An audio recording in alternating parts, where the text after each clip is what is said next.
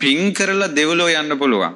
නමුත් බුද්ධ ශාසනයේ බුදුරජාණන් වහන්සේ අපිට අවවාද කරන්නේ දෙව්ලෝ යන්න අපිට කියන්නේ ශ්‍රාවකයන්ට කාරණා පහකින් දෙව්ලෝ යන්න කිව්වා. මොකක්ද ඒ කාරණා පහ? ශ්‍රද්ධා, සීල, ශ්‍රුත, ත්‍යාග, ප්‍රඥා. දෙව්ලෝ යන්න කිව්වා ප්‍රඥාවත් එක්ක. දෙව්ලෝ යන්න කිව්වා අහපු බණත් එක්ක. දෙව්ලෝ යන්න කිව්වා දුන්න දානෙත් එක්ක. දෙව්ලෝ යන්න කිව්වා රැකපු සීලෙත් එක්ක. දෙව්ලෝ යන්න කිව්වා ශ්‍රද්ධාවෙන්. නැත්තම් සාමාන්‍යයෙන් කෙනෙකුට දානයක් පූජා කරලා ඒ පිනම සිහි කර කර අකුසල් සිහි නොකර ඒ දානමේ පින්බලෙන් දෙව්ලෝකට යන්න පුළුවන්. නමුත් බුදුරජාණන් වහන්සේ බුද්ධ ශාසනයේ ශ්‍රාවකයාට අවවාද කරන්නේ ප්‍රඥාවත් එක්ක දෙව්ලෝ යන්න. නැත්තම් ඒ දිව්‍යංගයේද දිව්‍ය ආයුෂ ඉවර වෙච්ච ගමන් සතර අපායට වැටෙනවා. ඉතින් එහෙනම් ඔය කතාව ඇසුරෙනුත් තේරෙනවා දෙවියන්ගේ අතරින් මැරෙන මනුස්ස ලෝකෙට ආයෙන්නේ නීසිරට ගත්ත පස්පිඩක් වගේ. එහෙනම් කෝටි 700ක් මිනිස්සු අතරින් කලින් ජීවිතේ දෙවියෝ වෙලා ඉඳලා තියෙන්නේ කොච්චර ප්‍රමාණයක්ද? ඉතාම සුළු ප්‍රමාණයක්. කෝටි 750,000ක් ලක්ෂයක් විතර. නමුත් අපි හිතාගෙන ඉන්නේ අපි කලින් දිව්‍ය ලෝකවල ඉඳලා ආවා කියලා. නෑ. දෙව්ලොව ඉඳලා ආපු අයගේ හිතවල හරියට තියෙනවා අන් අයට සමාව දෙන එක. දෙව්ලොව ඉඳලා ආපු අයගේ හිතවල තියෙනවා උතුම් අදහස්. ලාමක අදහස්, තුච්ච අදහස් හිතවලට එන්නේ නැහැ. නීච අදහස් එන්නේ නැහැ. ඒ මිනිස්සු හරියට ඉවසනවා. ඒ වගේම කලින් දෙව්ලොව ඉඳලා ආපු අය හයි ප්‍රියමනාපයි. ඒ ජම්ම ස්වභාවය එනවා. මතක තියාගන්න මේ මුළු මනුස්ස ලෝකෙම කලින් ජීවිතේ දෙවියන් වෙලා හිටපු මිනිස්සු වෙලා හිටපු අය ඉන්නේ ඊටාම සුළු ප්‍රමාණයක්. එතකොට බ්‍රහ්මියෝ වෙලා ඉඳලා මනුස්ස ලෝකේ ඉන්න අය ගත්තොත් එහෙම බ්‍රහ්මියෝ කලින් ජීවිතේ බ්‍රහ්මියෝ වෙලා හිටපු අය මේ කෝටි 700ක් මිනිස්සු අතරින් 100ක්වත් ඉඳීද කියලා සැකයි. මේ මුළු පෘථුවියම ඒ කලින් බ්‍රහ්ම ලෝකවල ඉඳලා මනුස්ස ලෝකේ ආපු අයට කාම ආශාව උපදින්නේ නැහැ. ස්ත්‍රීන්ට ඇල්ම උපදින්නේම නැහැ. කාම ආශාව උපදින්නේ නැහැ. හරි සංසුන් භාවනාවට හිත යනවා වැඩි. මෛත්‍රිය වැඩි හිතේ. තරහා එන්නේ නැති තරම්. ඒකට දිව්‍ය ලෝක, බ්‍රහ්ම ලෝක, මිනිස් ලෝකවල ඉඳලා කලින් ජීවිතවල ආපු අය සුළු ප්‍රමාණයක් ඉන්නේ. එහෙනම් මේ පෘථුවියේ මිනිසුන්ගෙන් මනුස්සකම් දෙවියෙක් වගේ උපකාර කරන ස්වභාව බ්‍රහ්ම ගති මේ පෘථුවියේ හොයන්ට ලැබෙන්නේ ඉතාම දුර්ලභව. හැම කෙනාගේම නැහැ. එහෙනම් අනිත් මිනිස්සු කොහෙන්ද ආවේ? කල්ප ගණන් දුක් විඳලා නිරේ ඉඳලා ආපුවා ඉන්නවා. ඒ මිනිස්සු මේ මිහි මණ්ඩලට ඇවිල්ලා අර කර්මවල ඉතුරු ටික ගෙවනවා. කර්මවල ඉතුරු ටික ගෙවනවා. දුක් විඳිනවා. ආහාර පානෙන් වස්ත්‍රයෙන් ඉඳි හිටින්න තැන් නැතුව විඳවනවා.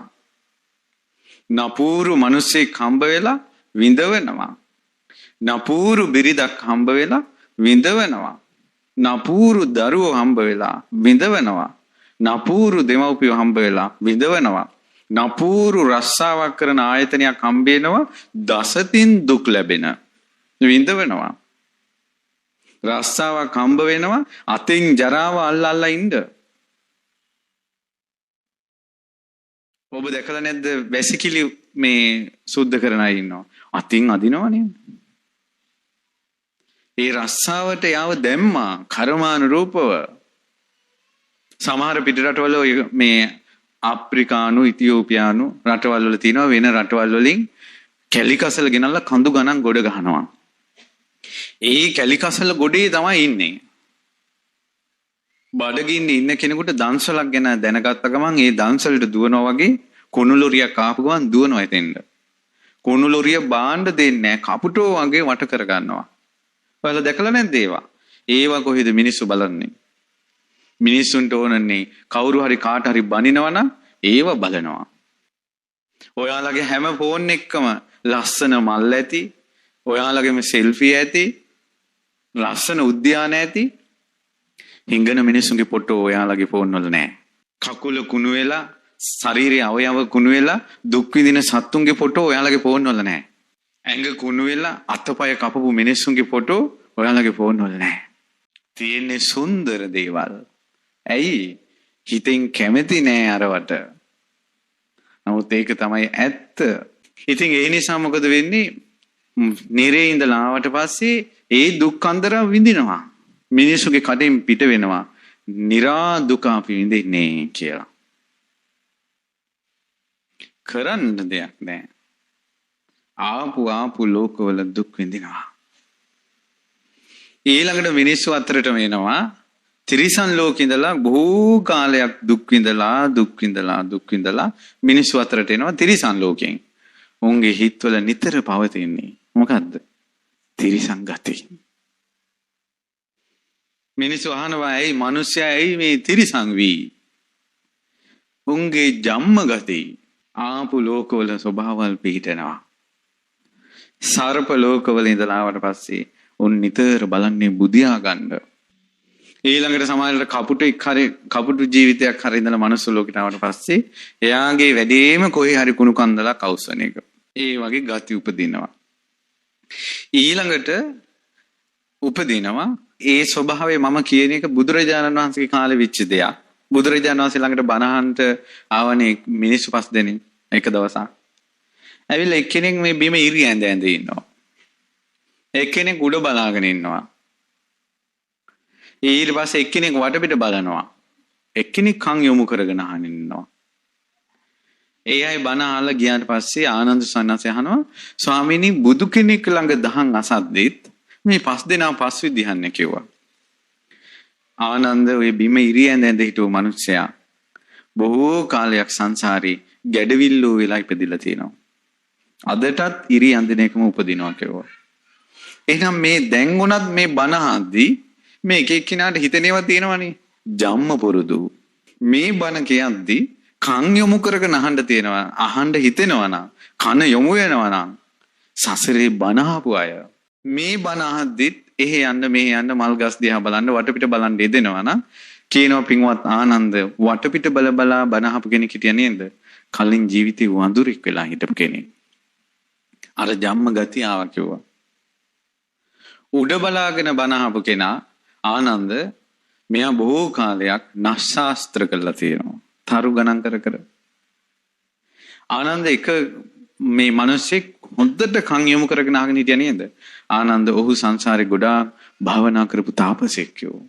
එහෙනම් නොයේක් ලෝකවලින් ආව මිනිස්සු එක තැනකට බණහන් ආවට පස්සේ සියලු දෙනාගේ අවධානය අපිට ගන්න පුළුවන්ද? පුළුවන්ද? බෑ. එහෙම අවධානය ගන්න බෑ. ඊට පස්සේ പ്രേත ලෝකවල ඉඳලා ආපු අයගේ මනුස්ස ලෝකයට ආවට පස්සේ പ്രേතකම උපදිනවා. හොඳට තේරෙනවා බොණ්ඩ ගියාම പ്രേතයි. සමහර මිනිස්සු බීලා බෝතල් හැංගේ හලා ගන්නවා. പ്രേතකම. කට දෙපැත්තේ කෙල වැක්කිරෙනවා. නන්දොඩවනවා. වැටෙනවා. වමනේ දානවා. මෙච්චර പ്രേත උනේ කලින් ජීවිතවල ඉඳලා. പ്രേත ලෝකවල ඉඳදී. ඇඳුම් පිරිසුදු තියාගන්න හිතෙන්නේ නැහැ. කාමරේ පිරිසුදු තියාගන්න හිතෙන්නේ නැහැ. ගෙදර පිරිසුදු තියාගන්න හිතෙන්නේ නැහැ. එන මිනිස්සු කියනවා මොකද්ද මේ පෙරේත විමානයක් වගේ? ජම්ම ගති. නාග ලෝකවල ඉඳලා ආවට පස්සේ නාග ගතිම පිහිටනවා. නාග ගතිය තමයි එක අදහසක ඉන්න බෑ. මේ හිතනවා මම මේක කරනවා කියලා. ඊළඟ මොහොත වෙනස් වෙනවා. ඊළඟට නාගයාගේ ස්වභාවය තමයි හූල්ලන එක. දුකක් ආපුම ඉකි ගහනවා. පපුව පිච්චෙනවා. හැකිලෙනවා. ලොකු දරා ගන්න බැරි ශෝකයක් හදවතට එනවා. නිතර. නාගයාගේ ගතිය තමයි ආවට පස්සේ ගොඩාක් වික්ෂෝපයි. ඒ කියන්නේ වෙච්ච පුංචි වැරද්ද හිතා පසුතැවි ඉන්නවා. හරියට පසුතැවෙනවා. මගේ මේක වුණා කියලා පසුතැවෙනවා. හරියට පසුතැවෙනවා. වෙච්ච වැරද්ද අමතක කරන්න බෑ. හරියට දුක එනවා. ඊළඟට නාග ලෝකවල ඉඳලා ආපු ස්වභාවය තමයි සමහර අයට උඩඟුකම වෙදී. නාගයන්ගෙත් එක එක ස්වභාවල් තියෙනවා. උඩඟුකම වෙදී. සමහර අයගේ රාගය වැඩි. අසාමාන්‍ය කාමාශාවක් උපදිනවා. ඊළඟට මේ ලෝකවල ඉඳලා ආපුවාට පස්සේ තියෙන තව අරුබුදයක් තමයි දිව්‍ය ලෝකවල ඉඳලා ආපු අයට දෙවිවරු උදව් කරන්නේ නැද්ද? උදව් කරනවනේ. ඒ වගේ පෙරේත ලෝකවල ඉඳලා ආවට පස්සේ පෙරේතයෝ වට කර ගන්නවා. දැන් මෙහිමයි. දැන් ඔන්න මම බන කියනවා.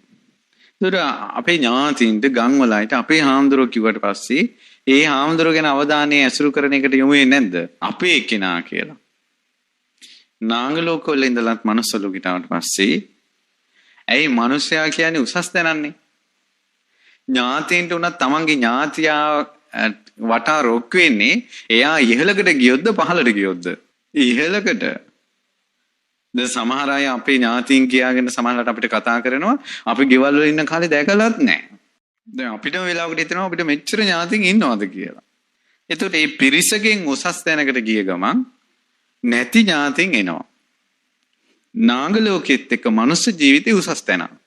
ඒ නිසා ඔහුව පිරිවරා ගන්නවා. අපි හිතවත් කෙනෙක් සිරිපාද ගියා. එයා සිරිපාද ගිහිල්ලා ආවා. ආපු දවසේ ඉඳලා කොන් දෙකෙක්කම. ඊට පස්සේ හිතට එක එක නොයෙක් වික්ෂෝපේනෝ පසුතැවිලි එනවා. පස්සේ ඔහු යම්කිසි මෝහන නිද්‍රාවකින් බැලුවා. බලනකොට මොකක්ද වෙලා තියෙන්නේ?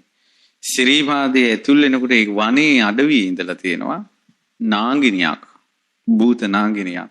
ඇය බොහෝ කාලයක් හොයලා මගේ ස්වාමියා කෝ කියලා. ඊට පස්සේ අර පුද්ගලයා මේ කන්ද නගිනකොට එයාට එකපාරම ඉව ආවා. මේ තමයි කලින් ජීවිතේ ස්වාමියා කියලා. ඇඟට ඇතුල් වුණා. අදටත් තියෙනවා. හොයාගෙන එනවා. එතකොට දැන් ගොඩාක් අයට ඒ බලපෑම තියෙනවා. සමහර අයට මෙහෙම එකක් තියෙනවා. ඔන්න අපි කියමු යම්කිසි පිරිමි ළමයෙකුට ඔන්න ඔය වගේ නාගිනියක්ගේ බැල්මක් වැටුණා කියන්නේ. වැටුණාට පස්සේ මෙයාට ඒ අනුව තමයි හිතෙන්නේ දැන්. එයාව මෙහෙවන්නේ. ඒක මෙහෙමයි. ඔයාලා ස්වාමීන් වහන්සේලා නිතර ඇසුරු කළාට පස්සේ අර ස්වාමීන් වහන්සේලා කියන විදිහට හිතන්න ඒ විදිහට හැසිරෙන්න හැදෙන්නේ. දැන් මේ පුංචි ළමයි කාටුන් බලා මම දැක්ක දවසක් පුංචි දුවේ ඒ කෙල්ල යන්නේ කාටුන් වගේ. අර නිතර බලන එක හුරු වෙලා. ඊට පස්සේ දැන් මට මොන ගැහුණා මේ මොකද්ද ඔය අපරාධ විමර්ශන එකේ CID කි මහත්තයෙක් අපි හිතවත්. ඒ මහත්තයා කියනවා දැන් ඒ යාලා පුංචි දෙයින් ගොඩක් දේවල් හොයනවානේ. කියනවා දැන් එයා තරුණ පුතෙක් ඒ දැන් ගෑන් ළමයා මේ කෝල් එක කට් කළත් එයා ඒ අනුවෙන් ගොඩාක් හිතනවා. ඇයි මෙයා මේ වෙලාවේ මේක කට් කළේ? මේ වෙලාවේ කවුද ආවේ? මේ වෙලාවට අනුව කවුද එන්න පුළුවන්? හරියට සැක උපදිනවා. ගෑන් ළමයාගේ ෆෝන් එකේ මිස් කෝල් එකක් තිබ්බොත් මේක කොහින්ද ආවේ? මේ නම්බරේ කාගේද? ඒ ඔක්කොම එයා චෙක් කරනවා. හේතුව යමක් වැඩිපුර හිතලා ඊට අනුව හැඩ ගැහිලා සාමාන්‍ය ලෝකෙටත් අරකාවා. භයානකයි තත්ත්වය. ඒ වගේ නාග බැල්මක් එක්ක නාග ඇසුරක් එක්ක මිනිස්සෙක් ගත කළොත් එයාගේ ජීවිතේ නාග ජීවිතයකට හැදෙනවා. වෙරණට පස්සේ යන්නේ එහෙ. එතකොට ඒකේ තියෙන එකක් තමයි අපි මොන පිරිමි ළමයෙක් ගෑඟකට නාගිනියක්ගේ බැල්මක් වැටුණා. එතකොට නාගයන්ගේ ස්වභාවයක් තමයි මම කිව්ව රාගය අධිකයි. එතකොට මෙයාගේ හිතට ගොඩාක් කාම ආසාවල් එනවා. ඒ වගේම තමයි එයා බලන්නේ අර බැල්මත් එක්කනේ. එතකොට ඇතුලේ ඉන්නේ නාගිනියක් ස්ත්‍රියන්නේ. ස්ත්‍රී ආස පිරිමින්දනේ. එතකොට මෙයාගේ ඇහෙන් බලන රූප අතර මෙයාගේ හිත යන්නේ පිරිමියන්ට. ඕන් ඔය විදිහට තමයි විකෘති කාම ආසාව උපදින්නේ. අසම්මත කාමාශාවල් තියෙන 100 දෙනෙක් ගත්තොත් අනිවාර්යයෙන්ම 90කගේම ඇඟේ ওই සිද්ධි තියෙනවා. නමුත් ඒ දන්නෝ කවරහුද? ඒවා විසඳන්නෝ කවරහුද? අනිත් එක තමයි ඒ නාග ලෝකවල තියෙන එක. නාගයේ බැල්මක් තමන තිබොත් එයා අකමැති දෙයක් තියෙනවා. ඒ තමයි Tamanට නාගයෙක් ඉන්නවා කියලා බැල්මක් තියෙනවා කියලා පිළිගන්න කැමති නැහැ. විසඳන්නම බෑ. ඊට පස්සේ ආපහු වෙන ලෝකෙට යනවා. ගොඩාක් පින් කරන අය අතරත් ඔය අරුබුදේ තියෙනවා. මොනවා කරන්නද? ආපු ලෝකවලටම යනවා. ආපු ලෝකවලට යනවා. හොඳට පින් කරන දැහැමි කෙනෙක් දැක්කොත් අපි හිතනවා මෙයා නම් කලින් දිව්‍ය ලෝකෙ ඉඳලා ඉන්න ඇති. අපිට හිතෙන්නේ. ඉතින් එයා කරන පින් වලින් ආයෙත් දිව්‍ය ලෝකෙටම යනවානේ. ආපු ලෝකවලටම යනවා.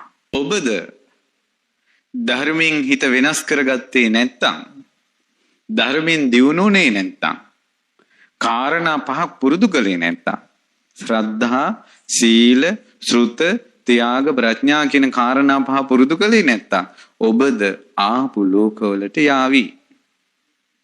දුර්ලභව මනුස්ස ජීවිතය ලැබුණේ. නාග ලෝකේ ඉඳලා මහානකමට ආසාවෙන් ණයෙක් විස්මාරු කරගෙන මහාන වුණා. ණයින්ගේ ස්වභාවය තමයි නිදා ගන්නකොට අනිවාර්යයෙන්ම මේ කොච්චර විස්මාරු කරන හිටියත් එයා ණයෙක් වෙනවා. නිදා ගන්නකොට. ඊට පස්සේ මෙයා සක්මන් කර කර භාවනා කරනවා. දවස් ඒ කුටියේ තව ස්වාමීන් වහන්සේ නමක් හිටියා. ඒ ස්වාමීන් වහන්සේ හැමදාම පාන්දර 2ට විතර සක්මන් භාවනාවට යනවා. ආයෙ පාන්දර 5ට එන්නේ කුටියට. එළියට ගිහිල්ලා. හැමදාම එහෙමයි. දැන් මෙයා ස්වාමීන් වහන්සේ ඉන්නේ නැති බව දැනගෙන නිදාගත්තා. ඔන්න දැන් ආයේ. ඉතින් පොදක් වැටුණා. වැහි පොද වැටෙන නිසා එළියට ගිහින් ස්වාමීන් වහන්සේ ඇතුළට ආවා. ඇවිල්ලා දොර අරිනකොට කාමරෙන් එකයි ණයා. කෑ ගැහුවා. අවට කුටිවල ස්වාමීන් වහන්සේලා වැඩියා. ඇයි කියනු ණයෙක් හිටියා. දොර ඇරලා බලමු ණයෙක් නෑ. ඇඳුමට අර ස්වාමීන් වහන්සේ භාවනා කරනවා. කිව්වා ඔබ ණයෙක් නේද? ඔව් කිව්වා. බුදුරජාණන් වහන්සේ ළඟට කැඳගෙන ගියා. බුදුරජාණන් වහන්සේ වදාලා නාග ලෝකෙ ඉපදුන කෙනා නිවන් දකින්න මහන්සි වෙන්න එපා කිව්වා. ඔබ ගොඩාක් පින් කරන්න කිව්වා. මිනිසෙක් වෙන්න. ඇයි මේ ජීවරයේ ශරීරයේ දරන්න පුළුවන් මේ මිනිස්සෙකුට. ඒ නිසා නාග ලෝකේ ඉඳලා ඔබ මිනිස් වෙලා ඇවිල්ලා තියෙනවා නම් යම් කෙනෙක්. ඒ නාග ලෝකේ ගොඩාක් පින් කරලා තමයි මනුස්ස ලෝකෙට ආවේ. දැන් තියෙන්නේ මොකද්ද? ජම්ම ගතියට හිත වැටිලා ආපහු තැනට යනවා. ඇයි දෙයනේ මෙච්චර පින් කුසල් කරගන්න පුළුවන්කම තියෙද්දි ඇයි ආපු ලෝකවලට යන්නේ? මින් කටින පින්කම කියන්නේ මහත්ඵල මහනිසංස ලැබෙන මහා පිනක්. ඒවා හිතේ දරා ගන්න ඕන. අනුමෝදන් වෙන්න ඕන. සතුටු වෙන්න ඕන. ඒ පින් බලයේ හිතේ රඳවා ගන්න ඕන. තමන්ගේ අඩුපාඩු වලට හිතෙන් ගරහන්න ඕන. ඔබ හැදෙන්නේ කවදාද කියන පණිවිඩේ හැමදාම හිතට දීලා තියෙන්න ඕන. මේ බණ කියනකොටත් ඔබට තම තමන් ගැනම පෙනෙනවා ඇති. මගේ ජීවිතේ මෙහෙම වැරදි තියෙනවා කියලා. එතකොට මෙන්න මේ වගේ ධර්මයක් මතක තියාගන්න. පින් කරන කෙනා, කුසල් කරන කෙනා සුගතිය යනවා. පව් කරන කෙනා නරක ලෝකවලට යනවා. හැබැයි පව් කරන කෙනා නරක ලෝකවලට යන්නේ පවින් අත්මිදුන කෙනා නෙවෙයි. ඔබ මේ වෙනකොට යම්කිසි වරදක් ඔබගේ ජීවිතේ තියෙනවා නම් ඒක දිගටම කරගෙන ගියොත් තමයි ඔබට මේ විපාකයේ විදිහට නරක ලෝකයක් හම්බ වෙන්නේ. අද මේ ධර්මයේ අසද්දී ඔබ අද ඒක නතර කරනවාද? ඔබ මැරෙන්නේ වැරදි අත්හැරපු කෙනෙක් විදිහට. වැරදි අත්හැරපු අය නරක ලෝකෙට යන්නේ නැහැ. ඇත්තටම වැරදි අත්හැරපු අය නිවන් දැක්කා.